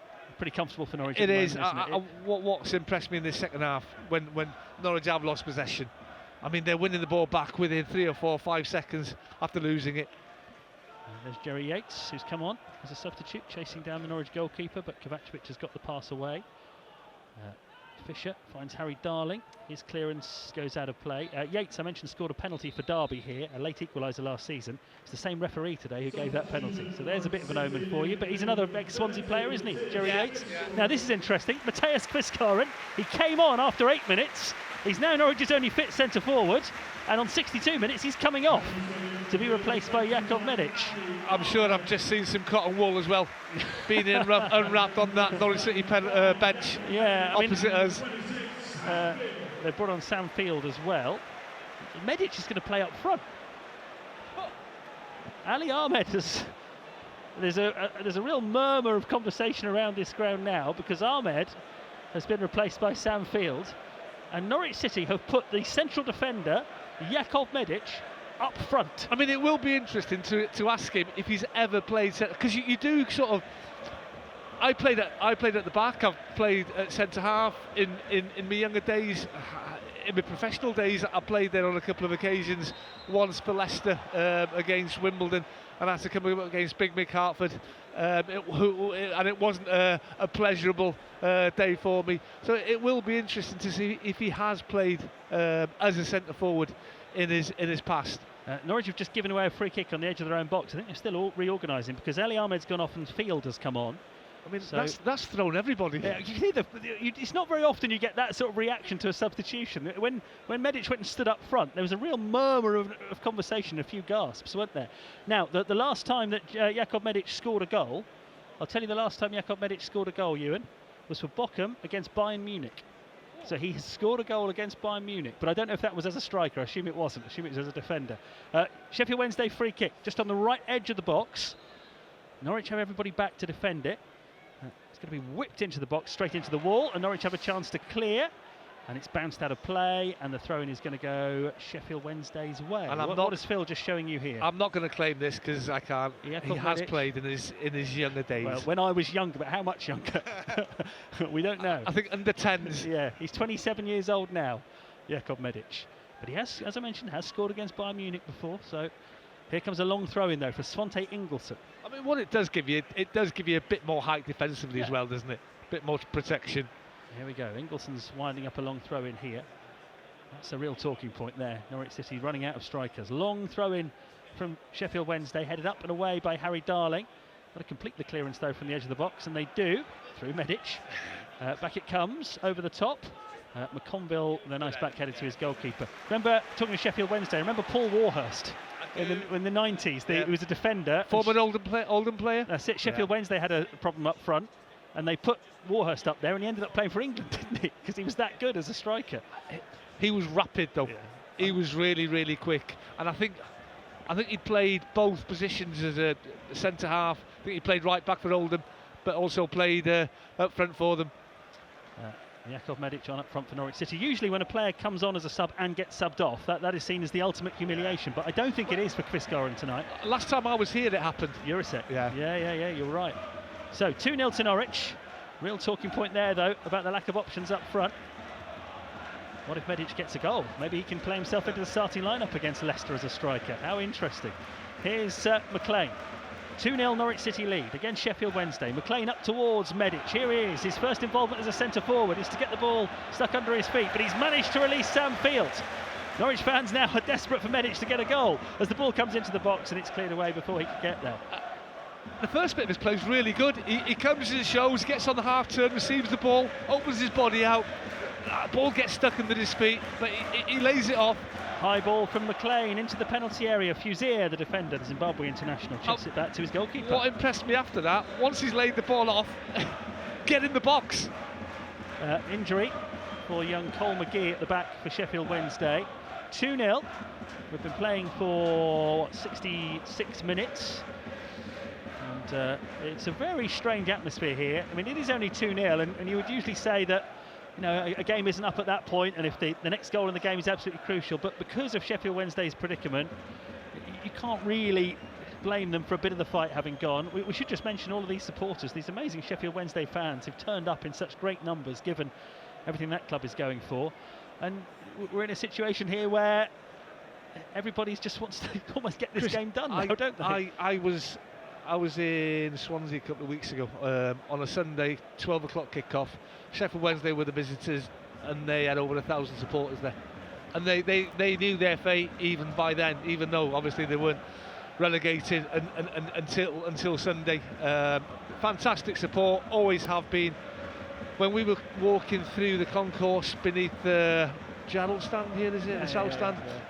Up to get to the gantry here, they were already there, and massive respect for them, because it's been an absolute horrendous season for them. They'll come back. It's a massive club. Love going to Hillsborough as a player and sort of working on the radio.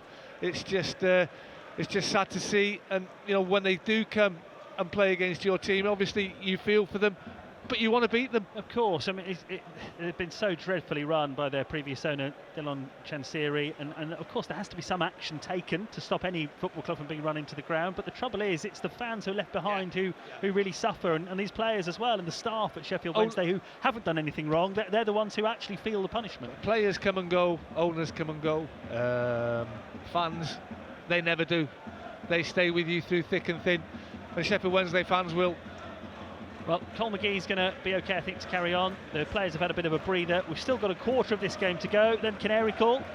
Ewan Roberts and Rob Butler taking your calls on our usual numbers. And you can watch along on bbc.co.uk/Norfolk as well. And I do think that's why it was such a big block from Callum Fisher early in this second half. Yeah, because at 2-1, I mean, if they do get the next goal back, Sheffield Wednesday, then you still never know, do you? But at the minute, Norwich look as if they've got the game under control. Norwich look really comfortable, dominating the game possession-wise. Getting in good forward areas, knocking on the door, forcing the goalkeeper to make saves. Here's McConville finding Sam Field, who's on as a substitute for Norwich City, with Ali Ahmed having gone off. Ball from deep, hit by Harry Darling. Gibbs has made a break towards the edge of the penalty area. Nice first touch. Just couldn't pick out Medic in the penalty area, and it's cleared away. I think the Barclay end is desperate to see Jakub Medic score his first for the club. The number 5 playing up front for Norwich City. Here's the Canaries now building from deep with Harry Darling. And I tell you what, he's a proper throwback of a centre forward, isn't he? Target man. Absolute. Yeah. Brute up front. Yeah. Well, can he get on the end of something that Norwich City create? Philippe Clement's obviously seen something, hasn't he? Here's McConville. Brings the ball over the halfway line for Norwich City. Played in towards McLean. McLean comes forward, shoots from the edge of the box, big deflection, loops up in the air. It's in the penalty area. Jacob Wright shows for it, has it on the left wing, knocks it back here for Jack Stacey. Stacey uses McConville. Now it goes to Darling, onto McLean. McLean picks out Field in the middle of the park. Laid off now to Rory McConville. Wide right is Jacob Wright. And Stacey's made a run in front of him. It goes out of play for a throw in. Just looking at what Norwich have done now with Ahmed having gone off. I think Gibbs has gone across to the left, hasn't he? Jacob Wright is on the right. and you've got Field and McLean in midfield and Slimani in the 10. That's the way it looks. Stacey's throw, referee not happy with it. Yeah, the shape hasn't changed, hasn't it? It's just the personnel that's changed round. And I mean, does taking Kvistgaarden off and bringing Medic on sort of point to maybe they know the severity of the injury now to Toure? Well, he's got a groin problem, we could see the way he went off. Here's Jacob Wright on the right-hand side for Norwich City, level with the penalty. Low ball across, Medic was in there, but it's been cleared behind for a corner. It didn't look great. I would say that however serious the injury is, I'd be staggered if he plays on Saturday, put it that way. They're going to need Kvistgaarden on Saturday. If he's had a lengthy treatment, if he's felt that groin, whether he's just tweaked it, there's no way he's going to be ready for Saturday. Throw in rather than a corner. Norwich have taken it from the right-hand side. Slimani from the byline stands it up towards the far post. Opportunity for Fisher. It's broken out towards the edge of the box for Field. Played into the box and right. Oh, it's a wild swing at it, and it goes into the back row of the bottom tier of the Barclay. And Sheffield Wednesday are making another change. This time they are removing McGee, who got injured a little bit earlier on, went down and needed some treatment, and they're bringing on Reece Johnson. 15 appearances, so all of them this season for the 20-year-old. He did get a goal in his debut against Bolton in the League Cup way back in August. He's going to come on now. As Sheffield Wednesday just try to nurse this squad of this club through to the end of the season, and then who knows what, because their preferred bidder, the preferred next owner of the club, pulled out of the running today, so there's all sorts of confusion about what might happen next to a great football club, Sheffield Wednesday.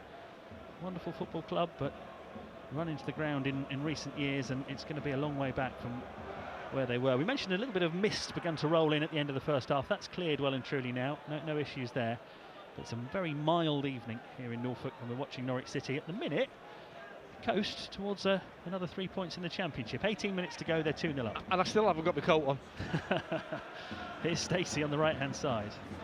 It's only February, and I still feel as if there might be a cold evening in it yet. We will pay for this, I tell you. We may well. Here's McConville for Norwich City. To Stacey on halfway. Sam Field's actually dropping in at left back at times and allowing Fisher to go as the left winger. Here is Sam Field, plays it forward. Slimani, brilliant first touch from Slimani to bring it under control. Has Fisher available. Fisher into the penalty area. Kenny McLean in the D. McLean wanting an option here. He's ended up having to pirouette on the ball. Goes down edge of the box, no foul. Liam Gibbs for Norwich City. Back towards Rory McConville. McConville sets off, passes it towards Medic in the box. Medic thinks he can get there from the byline, and he did, but he got there at the same time as the defender, and it goes behind for a goal kick. Yeah, and I'm no wonder McConville's apologising. It was just a bit too much on that pass. He's always asking a little bit too much of Medic, in my opinion. He's always stretching as the big centre half comes centre forward now, or / centre forward now to reach that ball. Just needed to take a little bit of pace off the ball. Ingleson from deep for Sheffield Wednesday, lays it off to Adam Marola, and now Johnson, who's just come on to play at the centre of the Sheffield Wednesday defence, plays it back to his goalkeeper. Passed out to Palmer, who will soon clock up 500 Sheffield Wednesday appearances. Darling has possession for Norwich City on halfway. 17 minutes to go. Canary call at full time. Ewan Roberts and Rob Butler will be taking your calls. Here's McConville for Norwich City. Gives it to Darling. Both managers visible over on the far side of the pitch. Henrik Pedersen, arms folded. Very little he can do as the Sheffield Wednesday head coach in this position. Here's Slimani trying to feed it through towards Medic. It's been blocked. Fisher picks up the ball but can't steer it in the direction of a teammate. And Sheffield Wednesday have got it on the right-hand side. Good run forward this from young Thornton, but comes to a halt, tackled by Fisher. And Norwich have done well to get the ball back to McConville. Passed up here towards Medic, who strips it nicely to Sam Field. Field now with a poor pass forward. Slimani didn't read it, and it goes all the way through to the goalkeeper. Lovely little one-touch layoff. It has added another element to the game, hasn't it? Every time Medic gets the ball now, the crowd come to life, because they chucking a centre-back up front has captured the imagination a bit tonight. They're desperate for him to do well, aren't they? Yeah, he hasn't had a chance. Norwich haven't created much since he went up there. But Kvistgaarden today has only played, about 56 minutes of this game he was on the pitch for. He scored and made a nuisance of himself, but it looks like Norwich are going to go to Leicester with him as the only fit centre-forward at the club. Be interesting to see whether Josh Sargent's move actually does get completed now in the next couple of days, because that will just underline Norwich's shortage of options in attack. Gibbs can't make the ball stick. Here's Adam Arola for Sheffield Wednesday, cut out by Harry Darling. Laid off to McConville, halfway inside his own half. Still 2-0 to Norwich City. Kenny McLean from deep for the Canaries. Asks Medic to come towards him and then puts it over his head for the run of Liam Gibbs. It's a good run from Gibbs into the penalty area. Tries to work a shooting opportunity that he's put over the top, Liam Gibbs. Nice move from Norwich City, but the finishing touch just lacking. Great ball from Kenny McLean. Good movement from Gibbs. Lovely first touch, lovely bit of skill. Gets the ball on his left foot, 15 yards from goal, slightly right of centre. He's falling back as he takes the shot on, and it's always going to go over the bar when that happens. Well, it's his 90th appearance for Norwich tonight, Liam Gibbs. Just the one goal in that time. So this is one thing we've talked about a lot tonight, where without McCarmer, goals need to be added. With Toure now as well being injured, the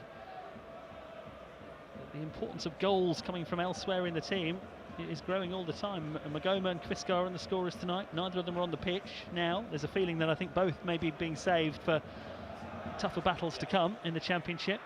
13 minutes to go, 2-0 to Norwich City on BBC Radio Norfolk. Jacob Wright tussles. Slimani helps it into the direction of Wright, who's on the left-hand side. Slimani, though, gets onto the ball instead. Brings it out, determined fashion towards the left-hand side. Ends up getting tackled, but he's sticking to his task well, is Anis Ben Slimani, former Sheffield United player, looking to try and get one over Sheffield Wednesday. Dieng, the goalkeeper, passes it out towards Johnson, who's just come on as a substitute. Along the line here to Jerry Yates on the left wing. Yates looking after the ball well and playing it back to Johnson, who will put a bit of distance on it. Jamal Lowe's made a run here to try and occupy Harry Darling. Lowe level with the Norwich penalty area. Darling gets a good foot in. Lowe recovers. Darling is not letting him out of his sight though. Touch tight to him, and Lowe has to pass the ball back here to Adaramola. Played forward to Ingleson. Adaramola again back towards the halfway line. Good defending from Harry Darling. I mean, as a defender, you can be over eager when you've got the centre forward within touching distance of you. Go and put a little bit too much pressure, and once the centre forward feels that contact, he goes down. But he was nice and patient then. Just forced Jamal Lowe back towards the halfway line. Did his job. Yeah, without touching the ball, Norwich forced Sheffield Wednesday back. Here's Fuzier, the Zimbabwe international, who's come on in this second half. Emery now back to Palmer. Sheffield Wednesday enjoying perhaps their longest string of passes in the whole match. They've gone back to their goalkeeper, Seni Dieng. And it's been relatively comfortable for Norwich in this second half. They've kept Sheffield Wednesday comfortably at bay. They haven't really had to go and try and add a third goal with any great intensity. But there are a lot of players out there who are short of goals, so you can see Gibbs and Fisher and Wright, when they do get the opportunity, they're desperate, aren't they? They're desperate to get among the goals. It's a really good chance for them, isn't it? To go and break their duck against the worst defence in the Championship. Pretty comfortable for Norwich so far. Really strange atmosphere. It's quiet, isn't it? Yeah, well, it's just everyone knows the situation, and you can't blame the supporters for it. If Norwich didn't turn up and win this game quite comfortably, it would be disappointing. As Kovacevic plays one up the field, a high ball. Gibbs trying to get underneath it, and battling here with Norwich City, and battling to try and keep the ball moving. Gibbs, Adam Marola has got the better of him, and now Thornton for Sheffield Wednesday comes over the halfway line, gets caught there. The referee's going to play advantage. Now he's not, because Ingleson, there wasn't any real advantage. The referee Ruben Ricardo has spotted an infringement and has given Sheffield Wednesday a free kick. I think the other reason why the atmosphere is a little flat tonight is that it's not as if Norwich are playing a team that's already down and just go and put them to the sword. I think you can understand, can't you, that there's a feeling and there's sympathy with Philippe Clement as well, that he's having to be very careful with how he uses his squad because of the number of injuries they've got. It's not as if Norwich you can almost feel Philippe Clement feels he can't afford to go at this one full tilt. No, and that's understandable. Before tonight, 5 points difference between Leicester and Norwich. Obviously, it looks like it's going to be an extra 3 points. That gap becomes 8. That's nearly 3 games. I think if Norwich were comfortably in mid-table, not going to get dragged into a relegation battle, I think things might have been different. But Philippe Clement is absolutely spot on. He's got to juggle the pack. Got some important games coming on, and while you haven't quite got to that 48, 49, 50 point mark, there's still an element of danger. Still a job to be done, that there is. We were saying it before the game. Norwich 8 points clear of the bottom 3 as it stands. If they lose to Leicester on Saturday, that could be back down to 5, and it then gets a bit uncomfortable again, doesn't it? And they've got a lot of games to come over the next month or so. Leeds in the Cup. They've got Sheffield United to play here in a couple of weeks. Ewan will be with us for that one. Preston away, Southampton away. Yeah, it's Southampton and Preston sort of ambitions of finishing in that top 6. Jacob Wright's coming off. Philip Clement's making one more change. Tony Springett is coming on for the final 10 minutes. Springett, a very popular figure at Carrow Road this season. On his 31st appearance for the club, got that wonderful goal against Walsall in the League Cup, in the FA Cup at the start of the year. That was very well received, and now he's on to play on the right wing. Gibbs over on the left. Slimani behind Norwich City centre forward Jakov Medic. And I'm imagining Norwich fans just switching on the radio. Maybe they've been at work or they've been out, and they don't know what's happening in the game today, and they're hearing us say Norwich striker Jakov Medic. But yes, that's the case. Mohamed Touré got injured after 8 minutes with what looks like quite a bad groin injury. He went off. Chris Gowan came on and scored, but now he's Norwich's only fit centre forward. He's been taken off by Philip Clement, and Jakov Medic, the centre back, has come on as a centre forward. We've got a centre forward with number 5 on his back, but yeah.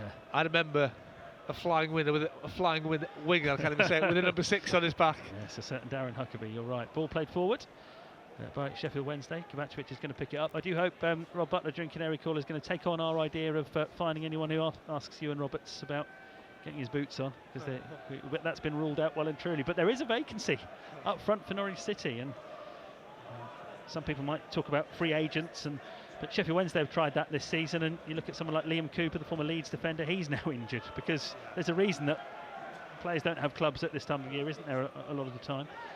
Here's Ingleson for Sheffield Wednesday, teeing up Heskey. Down goes Yates, wants a free kick, gets a free kick off Jack Stacey. Maybe 8 minutes to go, Sheffield Wednesday feel it is only 2-0. Maybe they feel they can still give this a bit of a go against a... And that's why you've got to defend this set piece properly. There's plenty of height now in that Norwich City 11. There's some big lads in midfield. Obviously Medic come on as centre forward. Still got the 2 centre halves on there. Set pieces should not be a problem. Free kick Sheffield Wednesday. Ingleson is going to take with his left foot from the left hand side to try and test Norwich City here from this set piece. Can Sheffield Wednesday make a game of this? Ingleson floats the free kick in towards the far post. That's a really good delivery, and it's headed right across the face of goal by the 18-year-old Emery and wide. That's a fantastic ball in. Really is a good ball in with his left foot. And do you know what, Rob? I think he should be scoring, Emery. I think you're right. I think this is where Norwich are playing a slightly dangerous game, because 2-0 they have been in control for long spells. But that is a warning. Yeah, you just let one in now and you've got a problem. A third would really help. Medic holding the ball up well, finding McLean, but McLean gets blocked in the midfield. Here's Heskey, Jaden Heskey in the midfield, on loan from Manchester City. Takes the game to Norwich City, finds Yates on the left-hand side. Yates just stopping, getting it onto his right foot and finding young Heskey. Now it's back towards the halfway line, and eventually it's with Reece Johnson, who decides to play safe, and back to his goalkeeper Seny Dieng, who's standing about 40 yards from his goal. I mean, that could have been... Had that gone in, and I think Emery he should be at least hitting the target from the position that he was. That's a great ball in with his left foot from Ingleson. Oh, ball in behind Harry Darling here. Lowe's onto it, right edge of the penalty area for Sheffield Wednesday. Heads for the byline. Parried by the goalkeeper Kovacevic as the shot comes in. Norwich haven't dealt with this. Here's Fuzier in the penalty area. His shot over the top. Norwich are getting a few late warnings here. Sheffield Wednesday are threatening to make a real game of this at the end. That's probably the best we've seen from an attacking sense from Sheffield Wednesday all game. You know, the set piece, the header, Jamal Lowe, all on his own on that right hand side inside the Norwich penalty box. Nowhere to go, no options, to be fair. He tries something out of nothing. 2-0 to Norwich City, 5.5 minutes to go plus stoppage time. Your thoughts? Calls into Ewan Roberts during Canary Call, Rob Butler as well. What have we learned about Norwich City tonight? Heskey digs the ball out to Fuzier, who comes forwards. One of the Sheffield Wednesday substitutes. Lovely tackle from Sam Field, who was in the QPR team that beat Sheffield Wednesday at the start of the year. 3-0, so he's looking for his second win over Wednesday already in 2026. And the ball's with Rory McConville at the back here for Norwich City. McConville just putting his foot on the ball, taking any sort of sting out of the game, really, which is what Norwich are entitled to do at 2-0. Just nothing silly now, Chris. Don't have to over-exert yourself. The game's nearly done and dusted with. Just run the clock down, game management, Neat from Field and Fisher and Slimani it is who leads the charge now for Norwich City. Through the middle, up towards the edge of the penalty area he goes. Slimani plays it into the penalty area looking for Medic, but it's been blocked and cleared away. McConville's alert to it. McLean with a very purposefully placed header to the feet of Harry Darling on halfway, and Norwich keep possession. Fisher snaking forward on the left-hand side as he has done all evening. Has support out there from Gibbs. Comes back to McConville. Now McLean. Back to Sam Field here. Out to the left-hand side and Gibbs. Gibbs plays it quickly up towards Slimani, who just couldn't hold on to the ball there. And Sheffield Wednesday bring it away. And it's with Johnson, the young substitute, who plays it all the way back to his goalkeeper, Seni Dieng. 4 minutes to go. Canary call coming up after the game. We'll hear from Norwich City fans as well about what they've made of this one tonight. First half goals from Fiskaren and Magoma look like it's going to be enough for Norwich City at the moment. Just the last 10 minutes or so, Sheffield Wednesday have threatened to pull one back and just up the nerves at Carrow Road. Here's Thornton in the midfield, up towards Yates. McConville just slipped behind him there, but I think Yates was aware of that. Here's Ingleson, who's kept going all night for Sheffield Wednesday. He tries to release Adam Arola on the left-hand side. Terrific challenge, sliding tackle from Stacey. Time to perfection, puts it out for a throw. Do you know what? I think he's done really well, Jack Stacey, tonight. Full of energy, his fitness levels are top class. Yeah, he's the one that gives the free kick away for the chance that Emery had with that headed opportunity. But I think he's been up and down. He's been sort of full of energy down this right-hand side, getting himself in good forward areas. Hasn't stopped running, to be fair to him. 2-0 to Norwich. Liam Palmer hoists one forward for Sheffield Wednesday. Fuzier seems to be all in over the back of Fisher there. It's not been given as a foul, but Fisher will see it out for a goal kick anyway. Good play from the Norwich City defender, who has done well today. I mean, Jack Stacey, he's usually left out so that Fisher can play at right back. But you're right, he's got through so much hard work today, Jack Stacey, and yet come Saturday he'll probably be on the bench again, won't he? As Jamal Lowe is replaced by a 17-year-old Will Granger coming on now for Sheffield Wednesday. Their team getting younger and younger. A Welsh under-19 international, Ewan, so you might want to keep an eye on him for these last 2.5 minutes, because you never know.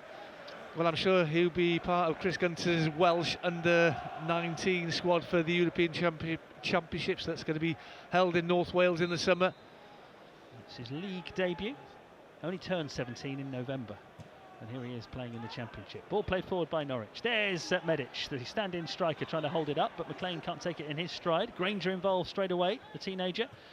Good tackle from Stacey on Adam Arola, and Stacey plays it into the channel for Medic to get off after. It's broken for Tony Springett. Forward he comes. Ball rather untidily breaks to the halfway line, and McLean adds a little bit of guile by finding Fisher on the left-hand side. Digs out the pass to Liam Gibbs, who's now left wing for Norwich City. So many players playing in unfamiliar positions out there for Norwich. You just have to check who's playing where and why Liam Gibbs is suddenly on the left wing and Medic is the striker. Fisher's the left back. I think needs must though, Chris, isn't it? That's the thing for Norwich City. Yeah, ball's back with the goalkeeper for Sheffield Wednesday, Seni Dieng, who just chips it forward. It bounces up towards halfway. Sam Field tries to get his head to it. Does win it eventually against Jaden Heskey. The ball's right up against the touchline, and the assistant is flagging for a throw-in to Norwich City over on the far side. Nearly in the 90th minute, Norwich City leading 2-0. I can't remember a league game quite like this one in terms of the general feeling and the atmosphere and some of the things that have happened. Norwich have got the ball forward here towards Medic. Medic brings Slimani into play. Slimani dashes forward, holds onto the ball, plays it back to Field. Field has got Stacey outside him on the right-hand side. Field again available. Sam Field tries to play one into the penalty. It's a really good pass. Gibbs is onside, but it's a really hurried attempt at him to feed the ball across, and it's gone behind for a goal kick. It's a fantastic ball from Field with his left foot. Spotted the run of Gibbs, time to perfection. I don't think his first touch is great. I think, was it Oxford away, Sam Field? He slipped the ball in for Cresceni to square for... Torrey. I mean, the great pass, defence splitting pass, exactly the same then, a little bit more height. And Gibbs probably should have done slightly better than he did. That's when you find someone who's not an actual winger popping up in that sort of position, and that's the problem for Norwich. That's what's happened tonight, really. They've got so many players just sort of filling in for the team. But Philippe Clement's got such a system, he's got a way of playing, and it's something he said before, is that he just wants everyone to know not just their jobs, but the jobs of the rest of the team as well, so that he can mix it around like this. 90 minutes are almost up. 4 minutes of stoppage time to be played. Norwich on their way to an 8-point cushion above the bottom three. And that's why this is big tonight, because had they lost tonight and then they lose to Leicester, you're suddenly only 2 points outside the bottom three. So that's why Norwich have just had to get this done tonight. Gives you a bit of breathing space, doesn't it? Yeah, they had to get this done tonight. Here's McLean on the ball, edge of his own penalty area. McConville plays it back to goalkeeper Kovacevic, who clears upfield. Picked up though by Thornton for Sheffield Wednesday, who's going to drive through the middle. It's a rushed pass though out towards the right-hand side. Last season, towards the end of Yanisov Torup's reign, one of the games that sort of did for him really. Norwich were 2-0 up and playing really well against Sheffield Wednesday at half-time, and ended up losing 3-2. A really poor second half, but that hasn't been on the cards tonight. Seni Dieng, the goalkeeper, passes it out under pressure from Medic. Sheffield Wednesday with Ingleson inside his own half. Adaramola on the right-hand side, the left-hand side I should say. Back to Johnson, and now Ingleson on halfway. Hits it forward early. And Fisher left that one. We'll say that he got a shout from the goalkeeper because it has gone through to Kovacevic, but there was a slightly nervous moment. I was shouting keeper as well. Yes, you got the call from Ewan Roberts, if not the goalkeeper. Norwich just looking to play out stoppage time now. During Canary call, we'll hear from Philippe Clement. See what he's got to say about an evening where I think he'll just be pleased to leave Carrow Road with 3 more points in his back pocket, and he has protected some players tonight. Chris, it's been a comfortable evening, to be fair, apart from maybe a couple of not obviously even hairy moments where just don't want to go on about the header 5 minutes ago, but it's been a comfortable sort of, you get the feeling that if needed there was another couple of gears to go up if they had to, but they haven't really had to. They've won a game a canter, to be honest. Oh, there's another Norwich injury. As Fuzier crosses the ball in from the right for Sheffield Wednesday, cut out by McConville, and it's a corner.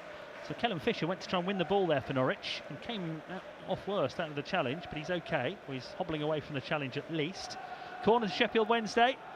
We've got 2 minutes of stoppage time to be played, and Sheffield Wednesday fans are giving it a good go, and they're being applauded now by the Norwich fans because there is a lot of sympathy for what Sheffield Wednesday fans are going through. Again, this rather surreal evening we've had at Carrow Road. It's been an atmosphere like no other this season and in any other season, as Ingleson's corner curls and goes behind. You just don't see this very often. Norwich are winning 2-0, the away fans burst into song, and they're being applauded by the Barclay. This is not an ordinary game of football tonight. Football family coming together. Sheffield Wednesday, they're hurting as a football club, and I think Norwich can appreciate what they're going through and what they've gone through this season. What's a touch from top? From Medic, yeah. Oh, and here he is, Medic, halfway inside the Sheffield Wednesday half. He can't quite get the ball past Johnson. He's just too eager, isn't he? Well, he's a centre-back playing up front. His feet are going far too quickly. Yeah, what you want really is just for a cross to come in for a header or something, don't you? That's probably his most likely route to goal, but Norwich haven't.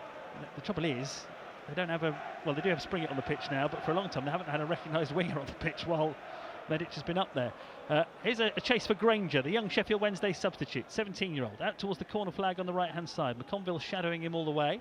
Fuzier lending support. Here's Jarvis Thornton, long way out. He's going to curl it into the Norwich box. Field heads it away. Springett should make that his. Nice little pass towards Slimani. And can Norwich finish with a flourish? No, Slimani's been tackled. And stoppage time is almost up here as Sheffield Wednesday get the ball away towards the right-hand side. Here's Ingleson. Good sliding tackle from McLean. It's broken for Slimani. Slimani comes through a couple of challenges really well. Finds Gibbs on the left-hand side.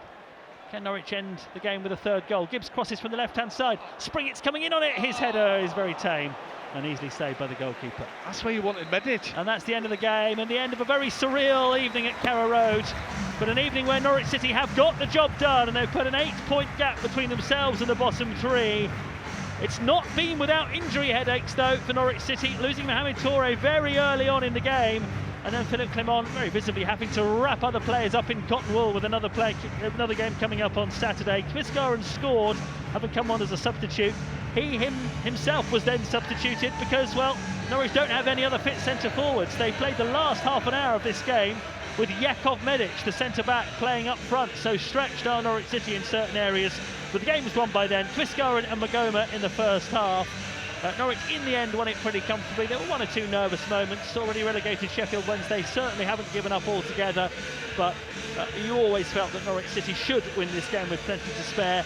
That's what's happened, And it's just a case of getting the job done, isn't it, Ewan? But it's an evening not without a cost for Norwich City. No, and we don't know the severity of that cost. That injury to Toure does leave a bad taste in your mouth, because it's the last thing that the club would have needed, another injury to a key player who's sort of fresh into his Norwich City career, who's sort of hit the ground running. But tonight was all about the 3 points, a game that when we turned up here we expected to win. We expected to win quite comfortably. The scoreline might not suggest that, but looking at the overall performance, it was a comfortable performance. I don't think Norwich got out of third gear, especially in the second half. You know, the second goal just before half-time was a crucial one, gave them that 2-goal sort of advantage, and never looked like giving that up.